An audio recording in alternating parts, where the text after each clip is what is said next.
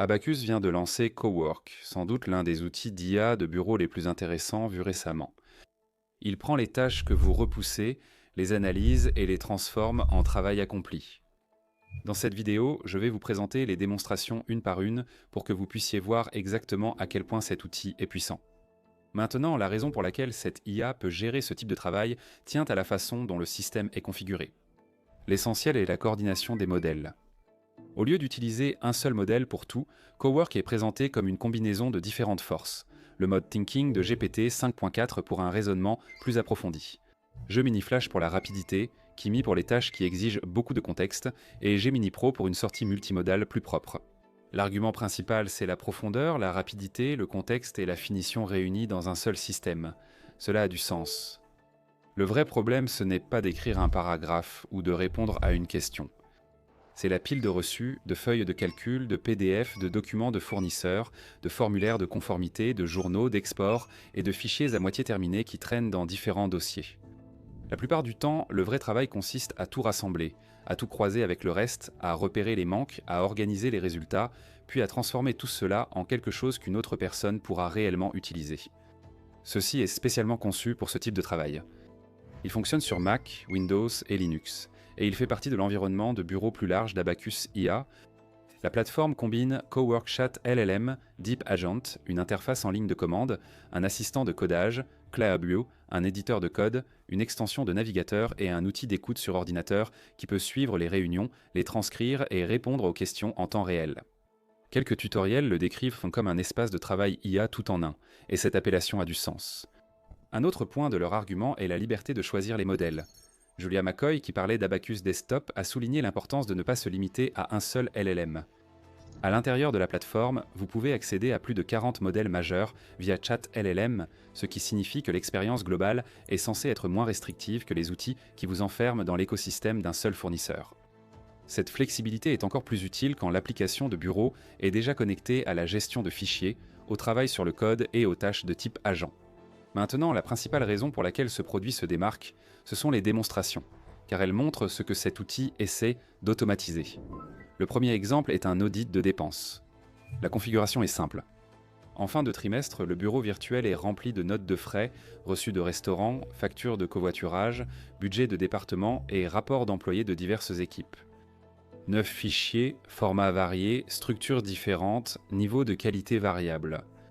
D'habitude, cela signifie que quelqu'un doit passer des heures à vérifier les lignes une par une, à les rapprocher du budget, à repérer les doublons, à retrouver les reçus manquants et à préparer un rapport. Lors de la démonstration, Cowork a reçu pour consigne d'auditer tout, de comparer avec le budget, de signaler toute anomalie et de générer un rapport consolidé. L'IA automatise la création de contenu, la recherche et des flux de travail entiers, mais beaucoup investissent encore manuellement. Ils surveillent l'actualité, suivent les tendances et décident rapidement. Et cela aide à expliquer pourquoi des études montrent que 66% des investisseurs regrettent au moins une décision d'investissement.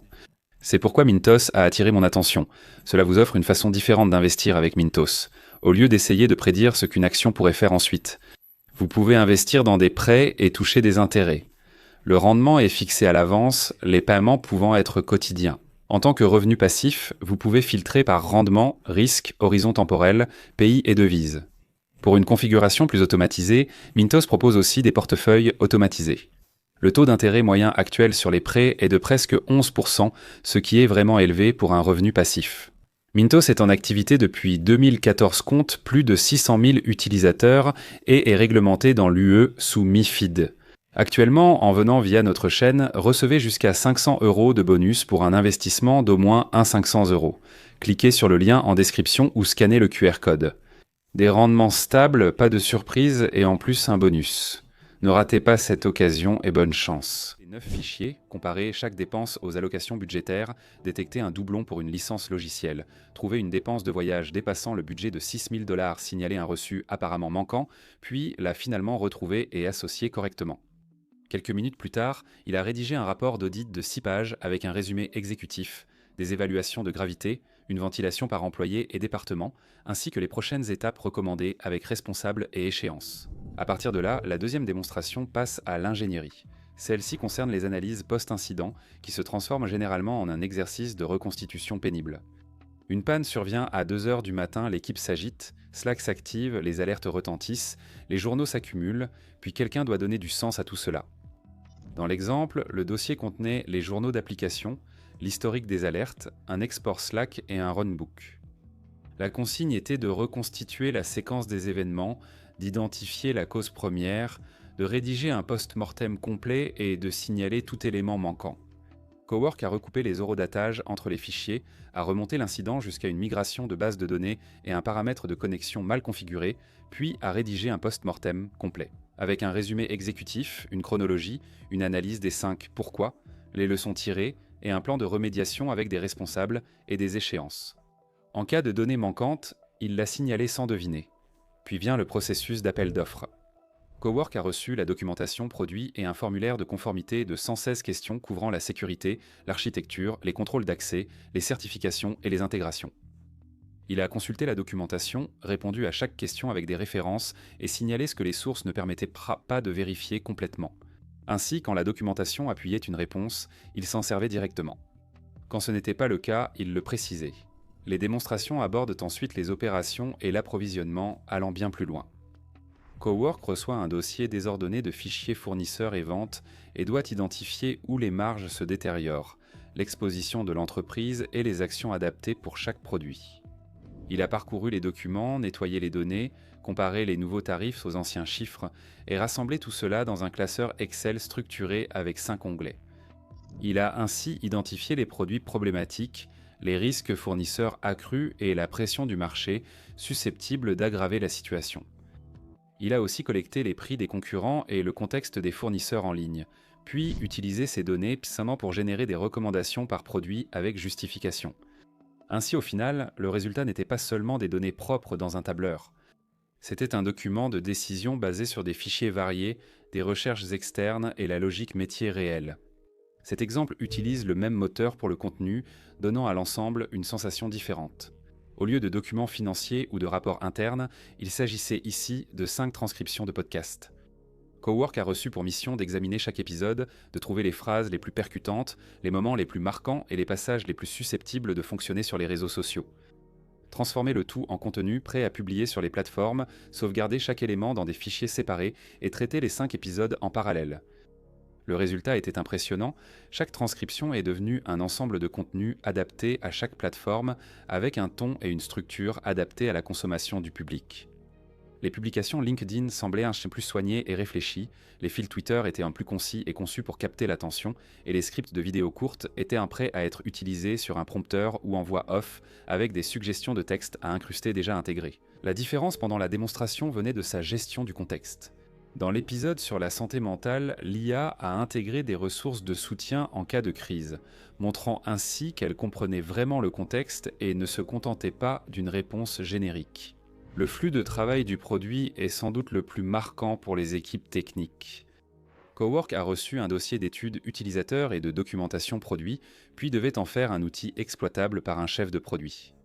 Dans cette démonstration, il a traité 7 entretiens, plus de 100 réponses à des enquêtes et 76 tickets.